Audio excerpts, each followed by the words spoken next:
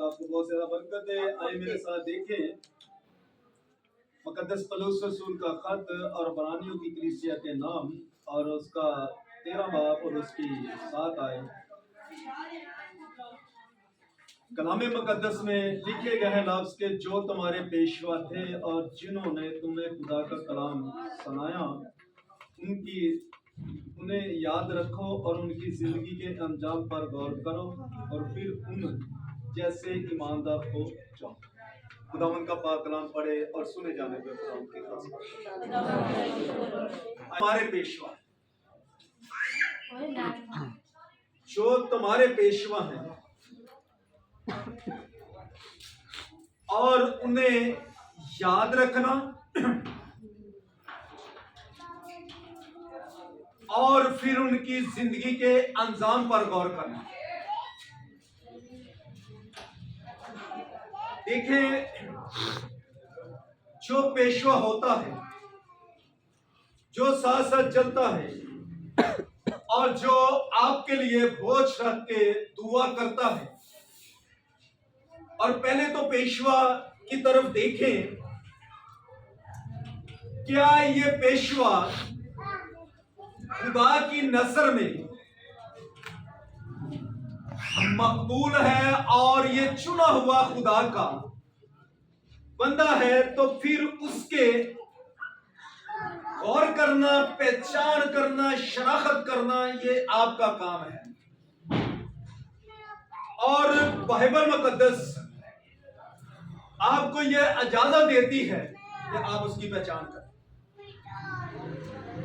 ये खुदा की तरफ से आपको इख्तियारात है कि आप खुदा खादम की पहचान करें। आज कलीसिया ज्यादा हद तक जिसके हाथ में कलाम है और पैंट शर्ट या पैंट कोट उसने पहना है और मस्जिद के यहाँ तक उसने क्रॉस, तो हम सिर्फ ऊपर से देखते हैं कि यार ये बहुत अच्छा खादम है और क्या इसकी डिग्रियां हैं, क्या इसका, लेकिन खुदा पोजीशन पर निगाह नहीं करता। खुदा इंसान के दिलों पर निगाह करता है। और जब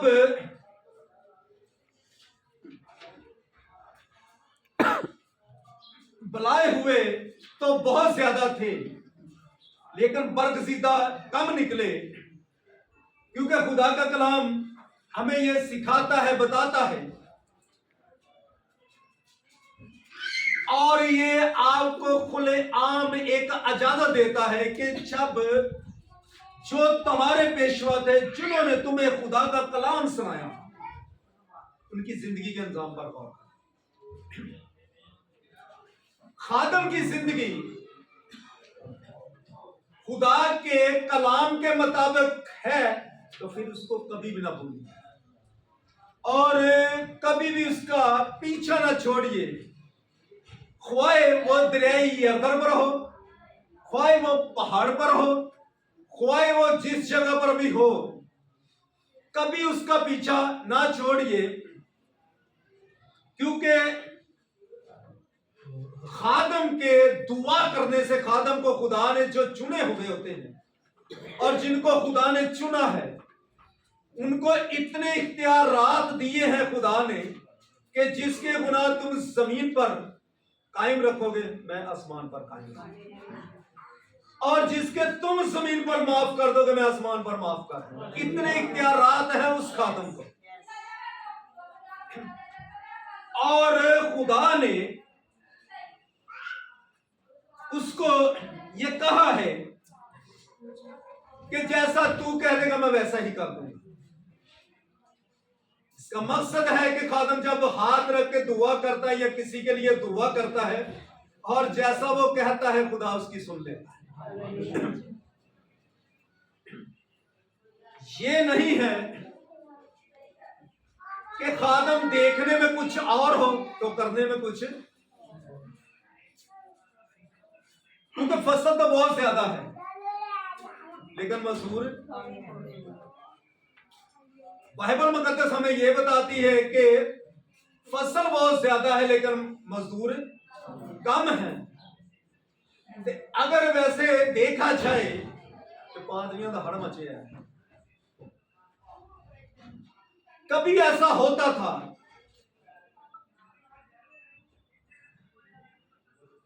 और एक जगह पर सवाल कहते जी हुण की करिए कि पादरी तो इट पुटे निकलता। मैं कहनी इट भी नहीं पुटनी पैंदी, उत्ते बैठा मिल जाता। देखें कि खुदा का कलाम हमें क्या सिखाता है। इसका मकसद है कि पहचान के लिए अगर आपको इजाजत मिली है तो इसका मकसद है कि ऐसे भी थे उस वक्त में भी ऐसे लोग थे। और जब आप देखें कि कोई भी चीज लेने के लिए जाते हैं, खरीदने के लिए जाते हैं, कपड़ा लेने के लिए जाते हैं, तो बड़े अच्छे तरीके से आप उसकी पहचान करते हैं और पहले उसको देखते हैं, कलर देखते हैं, उसकी क्वालिटी देखते हैं, सारा कुछ देखते हैं और बाद में उसका रेट पूछते हैं कि ये मुझे पसंद है और ये ठीक है, क्वालिटी वाइज भी ठीक है और इसका रेट हमें बताएं। फिर आप रेट भी करते हैं। अगर आप एक कपड़ा, एक सूट खरीदने के लिए ऐसा करते हैं, एक ड्रेस खरीदने के लिए ऐसा करते हैं, तो क्या ये भी पहचान आपने की? अगर ठीक पेशवा हो और फिर उनकी जिंदगी के अंजाम पर फिर दिखे हैं लफ्ज के, फिर उन जैसे ईमानदार बनना, फिर उन जैसे हो जाना। जब आप फिर उन जैसे हो जाएंगे और जो अच्छी भेड़ें होती हैं वो अपने चरवाहे की आवाज को सुनती हैं, तो जो अपने चरवाहे की आवाज को सुनती हैं वो चरवाहे के पीछे पीछे चलती हैं, उसके पीछे पीछे चलती हैं और पीछे पीछे जाती हैं। बेशक उनका चरवाहा जिस जगह पे देखें कि अगर यूहन्ना बपतिस्मा देने वाले के लफ्ज सुने तो उसने ऐसे अल्फाज इस्तेमाल किए हैं कि ऐ शाम के बच्चों, तुमको किसने जतला दिया कि आने वाले गजब से भागो। और उन लोगों को यह कहा था कि जो सीधी राह को पकड़ते थे, जो सीधे रास्ते को खराब करते थे और लोगों को गलत तालीम देते थे, और ऐसे लोगों को के लिए ये लफ्ज इस्तेमाल किए गए। देखें ऐसे पेशवा भी होते हैं जो खुद भी करते हैं और दूसरों को भी इजाजत दे देते हैं। मैंने ऐसे देखे हैं। मैंने पेशवा सिगरेट पीते भी देखे हैं, नोशी भी करते देखे हैं। लेकिन क्या ऐसे पेशवा किसी की क्या तरबियत करेंगे, किसी को क्या तालीम देंगे, किसी को क्या समझाएंगे?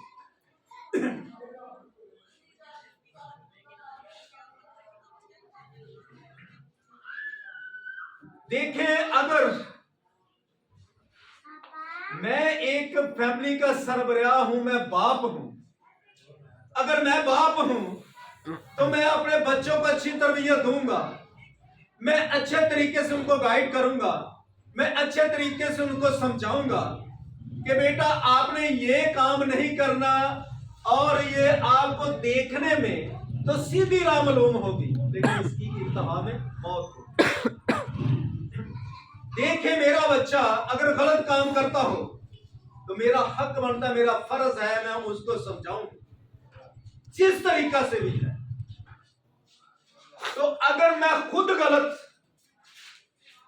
काम करता होगा और करूंगा तो क्या मेरे बच्चे मेरी बात सुनेंगे? और जब मैं ठीक होगा तो मेरे बच्चे भी मेरा डर रखेंगे, मेरा खौफ रखेंगे कि यार हमारा बाप है, किसी तरीके से हमें डांटेगा, झिड़केगा। तो देखे, जो दरख्त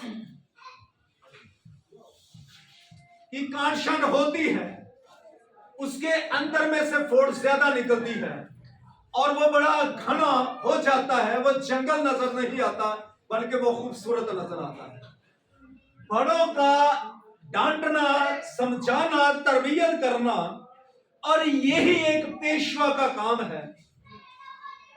यही पेशवा का काम है कि कलीसिया की तरबियत करना, कलीसिया को समझाना और कलीसिया को खुदा के कलाम से वाकिफ कराना। पासवान का यह काम है।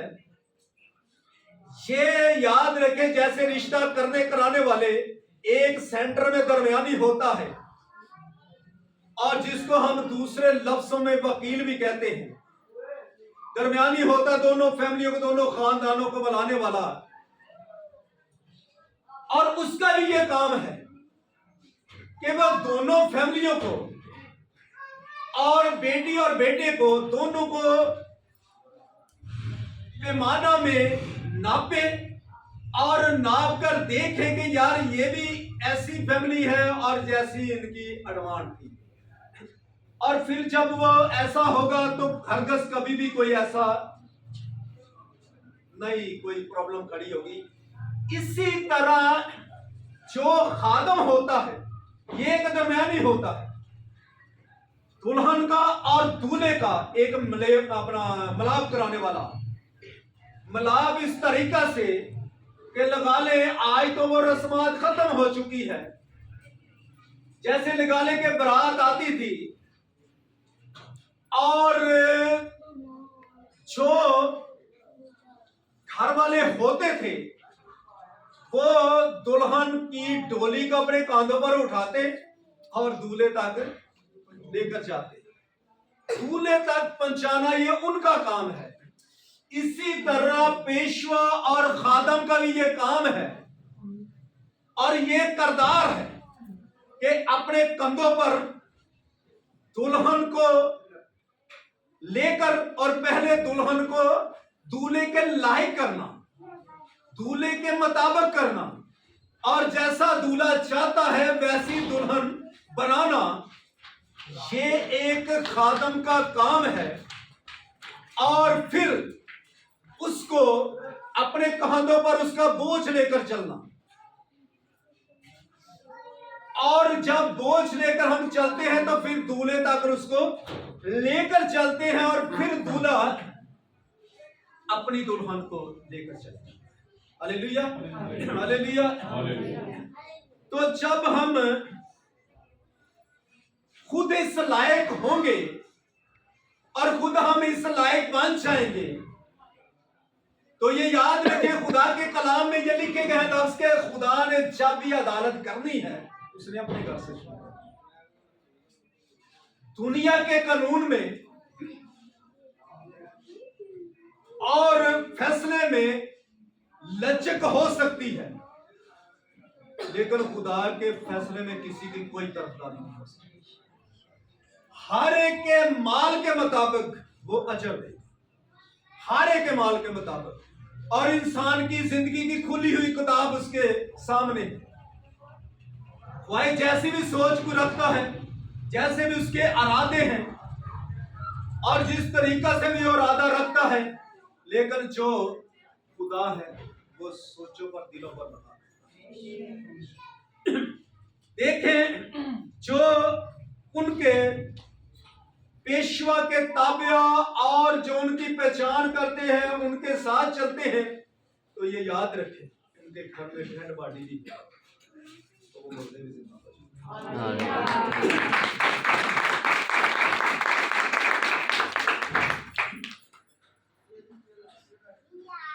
देखें, वो दौलतमंद औरत थी, अलीशा की कलीसिया की थी, और अलीशा की दुआ देने से ही शलोमी औरत को बेटे जैसी बरकत मिलती है। अलीशा की खिदमत करने से ही अलीशा दुआ देता है और ये याद रखें, जब हम जिस तरीका से खादम को वेलकम करते हैं वैसी बरकत पाते हैं। और उसने मजबूर किया और मजबूर कर कर अपने पेशवा को उसने खाना खाने पर मजबूर किया, और यहां तक कि उसने घर के अंदर भी उसका इंतजाम किया और एक बड़ा खूबसूरत कमरा, एक कोठरी बना के दी।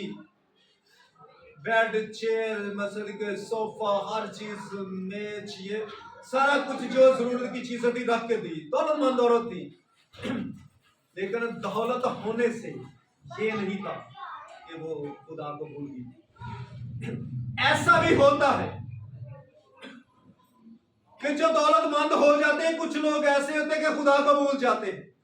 वो दौलतमंद होकर नौकर चाकर हर चीज है उसके पास, लेकिन खुदा को नहीं।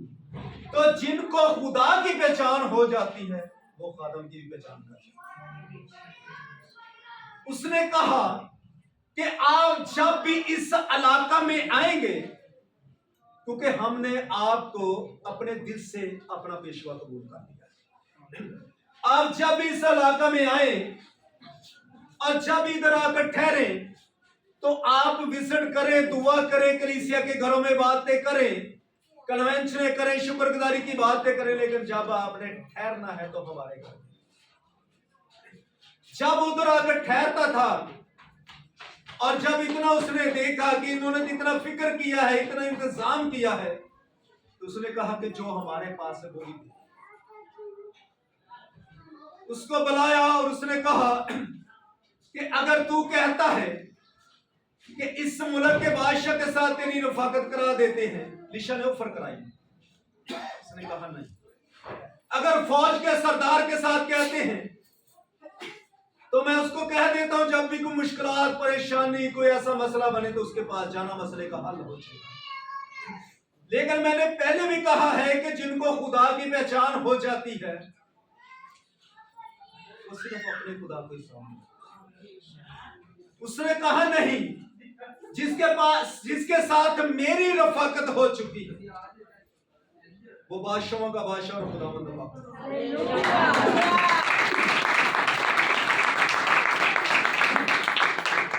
मुझे ऐसे बादशाह की जरूरत नहीं है, क्योंकि जब भी घर के, इलाका के, जिला के, सूबे के, मुल्क के अंजाम चलता है तो ये बादशाह के कहने से नहीं खुदा चलाता है, और खुदा ऐसे।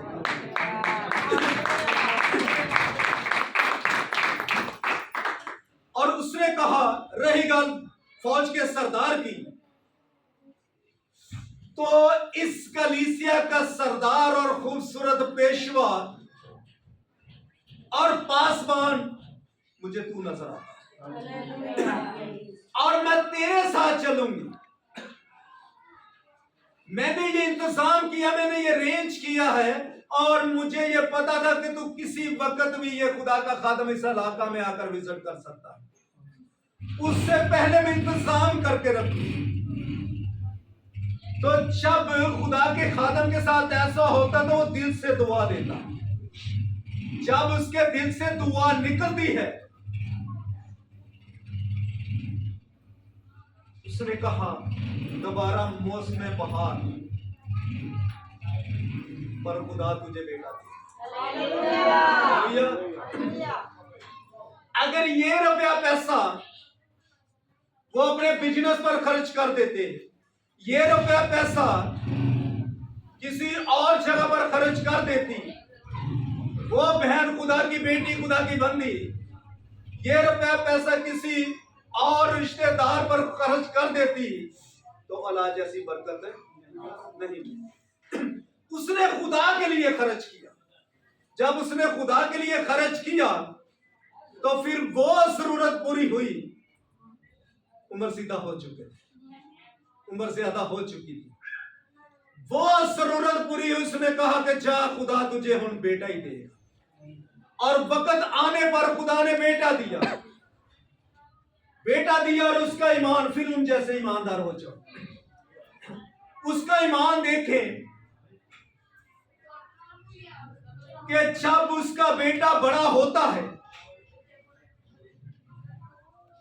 तो खुदा जब ऐसी कमी पूरी करता है तो उसके लिए बहुत ज्यादा दिल में मोहब्बत और प्यार होता है।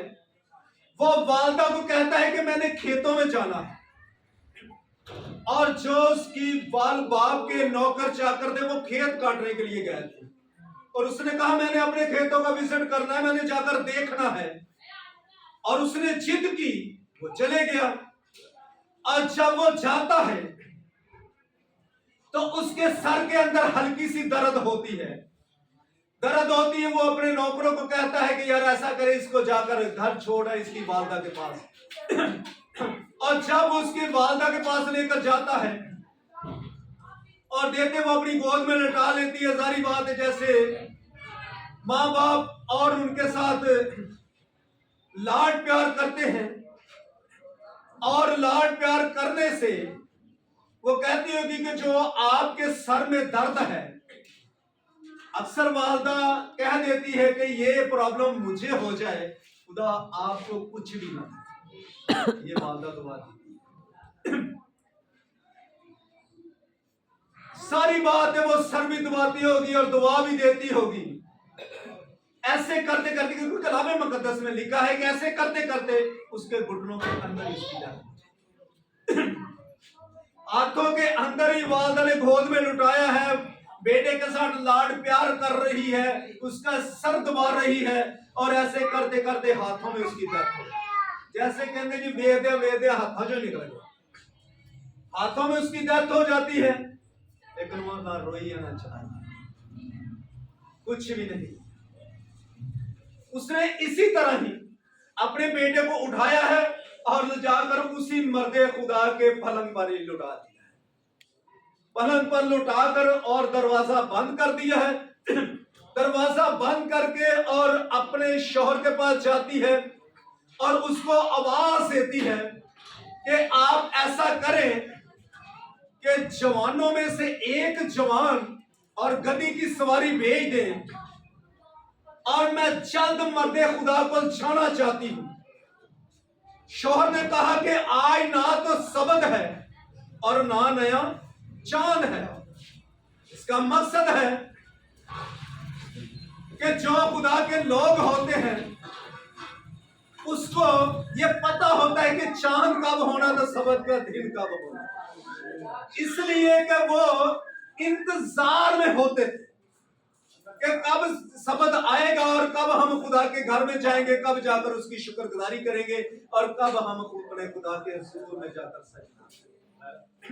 और उसने ये कहा कि मैं जानती हूं कि सबद भी नहीं है, मैं ये भी जानती हूं कि आज नया चांद नहीं है, लेकिन मैं ये भी जानती, ये भी मेरा ईमान है कि आज खुदा नया ही चांद कुछ नहीं।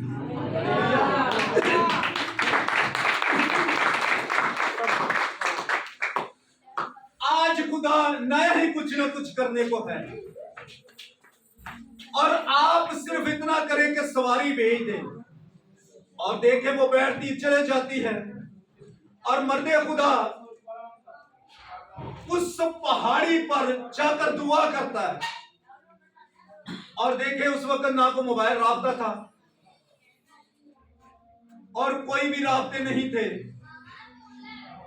लेकिन उसको खुदा का पात्र गाइड कर रहा था कि मर्दे खुदा।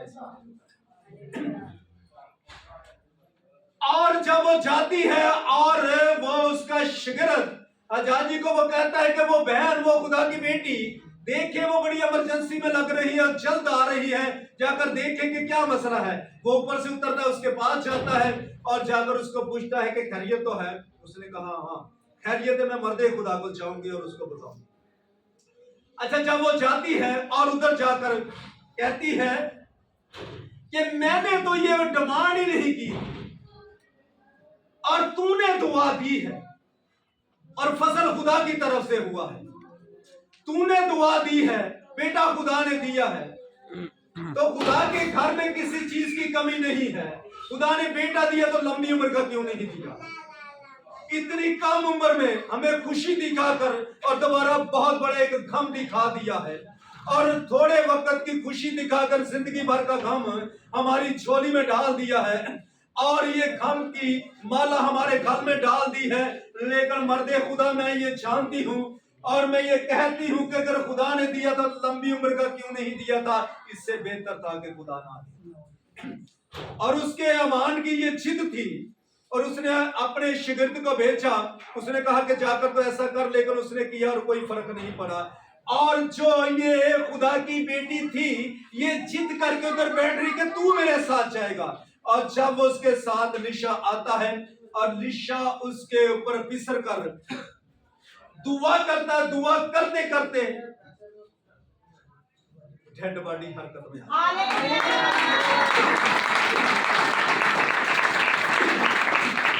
जब वो दुआ करता है तो जो सांस निकल जाते हैं वो वापस आ जाते हैं। जब वो दुआ करता है और जिस बदन के अंदर से जान निकल जाती है वो जान दोबारा वापस आना शुरू हो जाती है, और जो डेड जिस्म हो जाते हैं ये पेशवा की दुआ से वो दोबारा मुर्दा जिंदा हो जाते हैं। जब ऐसे पेशवा देखते, जब ऐसा पेशवा करते हैं, जब ऐसे पेशवा की दुआ होती है तो ये याद रखे मुर्दा कब्रिस्तान में नहीं जाता बल्कि वो जिंदा हो जाता है। Hallelujah, hallelujah.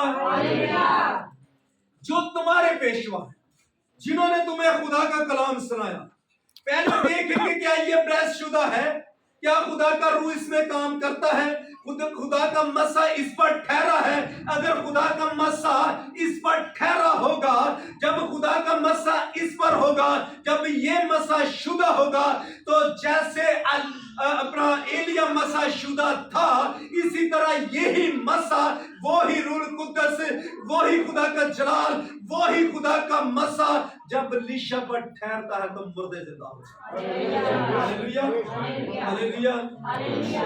तो मेरे अजीजों ये याद रखें, जो ऐसे पेशवा होते हैं काम करता खुदा का रूह, खुदा का रूह काम करता है। तो जो पेशवा रूह में मेमूर होते हैं काम तो उनके वसीला ही होते हैं। हमें मेरे पर सवाल किसी ने किया, उसने कहा कि ये काम हम दुआ करते हैं ऐसे नहीं होते। अगर तो बाद में मेरे से क्लियर करना चाहे तो मैं कर दूंगा, पूछ सकते हैं आप दुआ करते हैं तो ऐसा क्यों होता है। मैं कहिए खुदा के कलाम से पूछे कि क्यों ऐसा होता है, मरकज रसूल से पूछे कि क्यों ऐसा होता है। क्योंकि खुदा का कलाम हमें ये सिखाता है, बताता है और ये गवाही देता है और ये कहता है कि ईमान लाने वालों के दरमियान ये मौजे होंगे। तुम मेरे नाम से नहीं ज़बानें बोलोगे, तुम सब को उठालोगे, तुम्हें हिला करने वाली चीज से सर ना पंचाओ। अगर हम ऐसी चीज पी भी लेंगे तो वो सर नहीं पंचाएगी।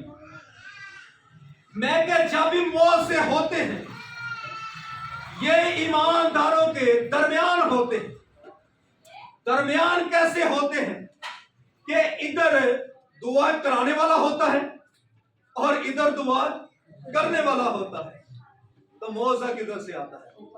Hallelujah, hallelujah. जब तुम हाथ रखोगे, बीमारों पर हाथ रखोगे, बीमार अच्छे हो जाएंगे। इसका मकसद है कि खादम पेशवा के हाथों के अंदर उसकी कुदरत है। क्योंकि मैं नहीं कहता बल्कि खुदा का कलाम ये कहता है कि ईमान लाने वालों के दरमियान ये मौत से होंगे। और इधर भी पौलुस रसूल कहता है कि फिर उन जैसे ईमानदार देखे मौत से उनके दरमियान होते हैं जिनमें खुदा का रूह। मौत से उनके दरमियान होते हैं साये पर शामे से शिफा किनके साए से शिफा होती है? जिनके अंदर रूह कुद्दस का मसा। हालेलुया। मसा शुदा खादम हो तो मसा शुदा ही कलीसिया। और देखें कि इस औरत का ईमान, इसने ना कोई वाह बोला किया, ना शोर पाया, ना को वैन पाए, ना को रोई, ना पीटी, ना चलाई, ना किसी को। हालांकि अपने शोर को ये भी कह सकती थी तो वो बेटे का आपकी की डेथ है, आप फटाफट आ जाओ। उसने कहा नहीं, मैं ईमानदार बंदी हो चुकी हूं, मैं फिर उन जैसे ईमानदारों की जमायत में हूं और मैं उसके पास जाऊंगी। तो जब उसने अंदर से लाकर लिशा के सिवा और कोई भी अंदर नहीं, उसने डेड बॉडी पर, मुर्दा पर दुआ करने के लिए जाता है और मुर्दा को अपनी उंगली पर लगाता है। तो अपने वालदा के जब उसने मुर्दा कैसे बाजू से पकड़ा होगा तो बाहर लेकर आता होगा, तो उसकी वालदा का कितना ईमान और मजबूत, और लोगों को फिर उसने बताया होगा कि आज इस जगह पर जनाजा होता जिस जगह पर शुक्रगुजारी की बात है।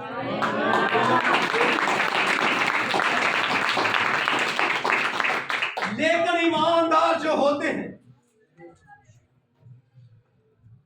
उनके लिए जिंदगी बढ़ जाती है, उनकी जिंदगी बढ़ जाती है।